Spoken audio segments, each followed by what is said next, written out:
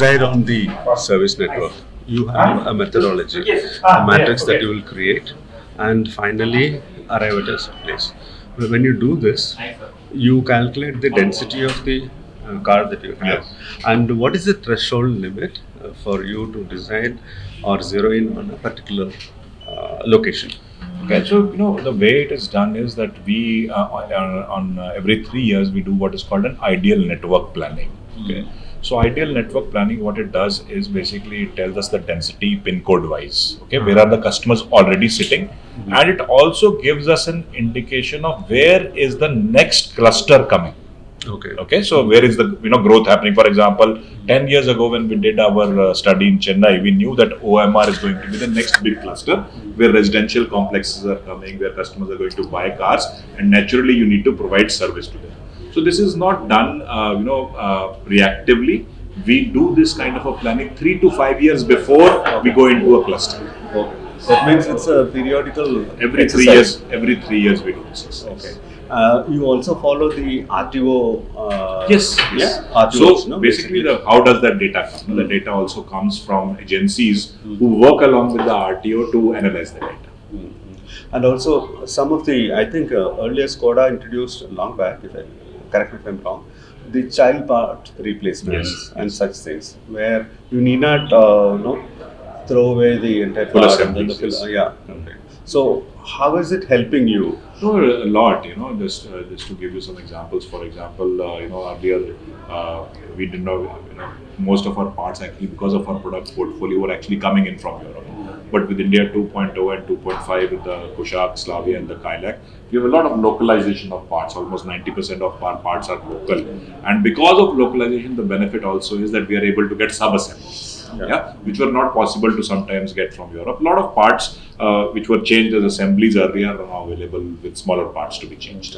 This also helps you utilize the resources. Of course. To attain the sustainability, correct? Usually we keep the parts 15 years after the end of production of the car. So if the car stops producing in 2010, until 2025, we will keep the parts, which is internal for the group. And from the sustainability point of view, Škoda, I think globally it is such a 2040 or 50, I don't recollect. But in India, so from the service center point of view, what are the initiatives taken? A lot of initiatives. I think it has to be a 360-degree effort all around. If I start from the car itself, many of the parts that we are or materials we are using in the car now are actually recycled material. In Europe, for example, the real leather, and in our cars in India as well, the real leather has now been replaced with what we call vegan leather, artificial leather. So a lot of efforts go right from the car itself. But at the service center, one thing of course is the recycling and effluent treatment plant is a mandate. Without that, none of our dealers can start operation. That is number one. Number two, a lot of focus on making sure that all the lighting in our showrooms is only LEDs. So we do not use halogen any longer. It's been 5 years since that. Along with that, a new initiative that we have started at many of our dealerships is also going in for solar power for conserving electricity. If you look at the facility design itself, it starts also with the facility design. Very airy, and a lot of glass is used to get more natural light in. Especially for the workshop, that is very important, because workshop can get very dark and you will need a lot of lighting resources to help technicians to service the vehicles well. So a lot of natural light is something which we focus on in our building design as well. If you look at the actual vehicle servicing itself, the refrigerant that we use in our car has been replaced by R134A, which used to be R12 earlier. So that also, the ozone layer depletion is controlled with that. Then in terms of washing, again, that is a big area where we all need to work on, because car washing is, unfortunately or fortunately, customers believe a car is serviced well only if it is washed well, right?